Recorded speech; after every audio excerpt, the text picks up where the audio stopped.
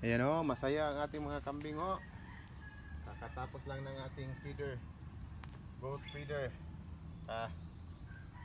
Yun, pinalabas ko na ang ating mga maliliit na kambing para naman sila'y masikatan ng araw.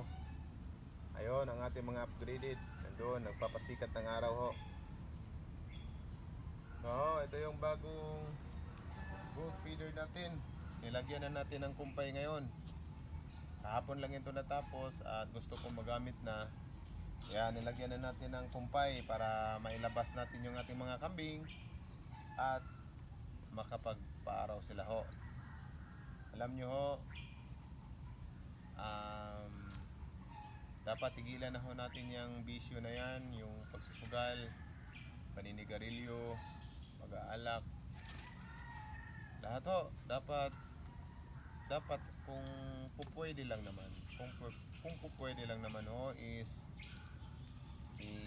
ilaanan natin yung natitirang oras natin sa mundo sa pagkakambing para naman ho umangat ang ating agrikultura ng pagkakambing. Alam nyo ho, yung kambing ngayon is mahal po yung karne nila, umabot na ho ng 600 to 650 ang karne ng kambing.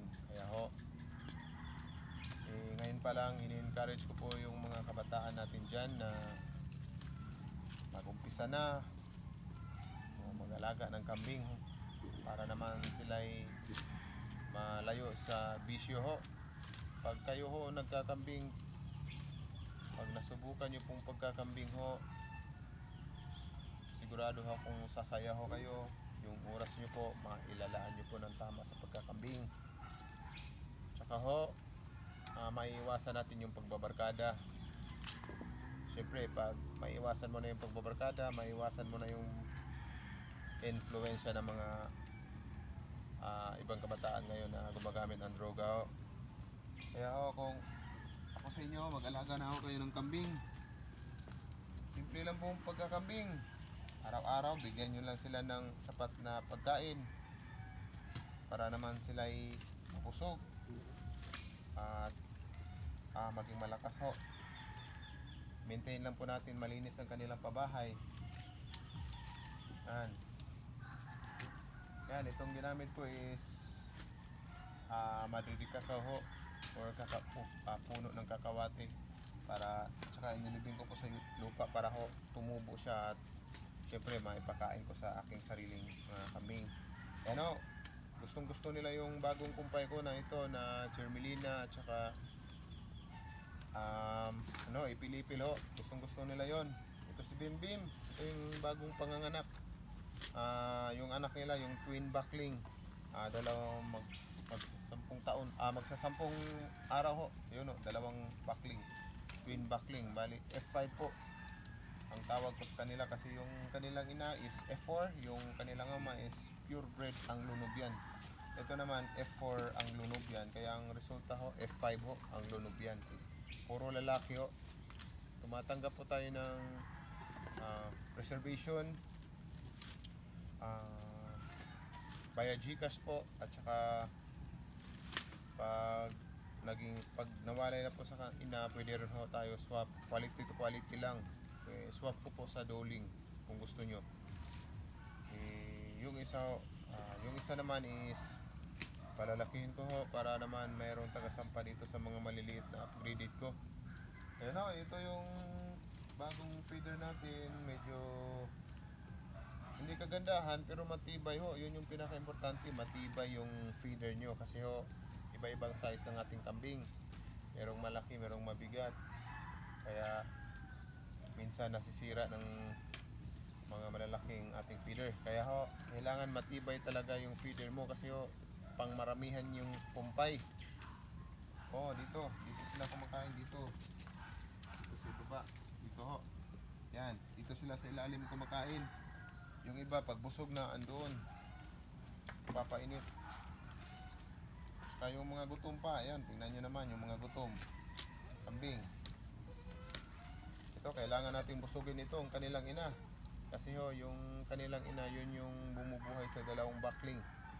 Kaya napaka-importante ho sa isang ina na palagi siyang may kinakain, palagi siyang busog para naman ho mabigay niya yung tamang gatas sa kanyang mga anak. Yan. Bali ho, yung kapital ho natin sa ating kambingan ho, goat house to bakod, tapos yung presyo ng mga ating mga kambing ay sumaabot na ho ng lampas 100 ho, 100,000 o kung lahat po natin lahat po, yun yung investment lang talaga ho, investment lang.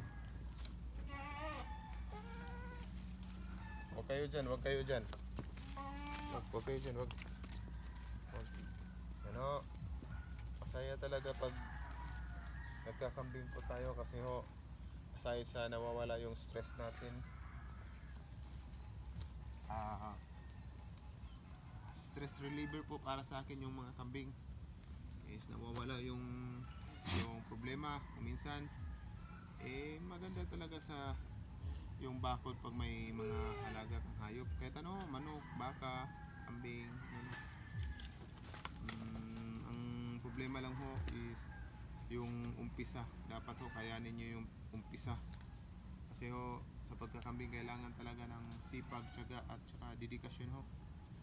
Kahit maliit lang yung puhunan mo, pwede mo namang paramihin ho ang ating mga alaga o.